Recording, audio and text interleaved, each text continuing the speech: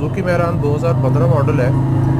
इसमें आप देखें कि गाड़ी 2,76,000 किलोमीटर चल चुकी है और अभी तक इसके वाटर जैकेट्स जो हैं, ये वाटर पंप हमने खोला है, इसके अंदरूनी साइड पे कहीं पे भी आपको ज़ंग या रस्ट वगैरह नज़र नहीं आ रही। इसकी असल वजह ये है कि इस गाड़ी में कंटिन्यूसली कूलेंट इस्तेमाल हुआ है, पानी बिल्कुल इस्तेमाल नहीं किया। वाटर पंप सिर्फ इसलिए रिप्लेस कर रहे हैं कि शेड्यूल मेंटेनेंस के मुताबिक इसकी लाइफ पूरी हो गई है।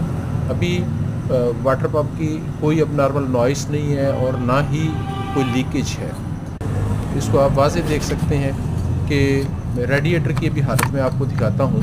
रेडिएटर कैप देखिएगा और अंदर से रेडिएटर दिखाता हूँ आपको कि बिल्कुल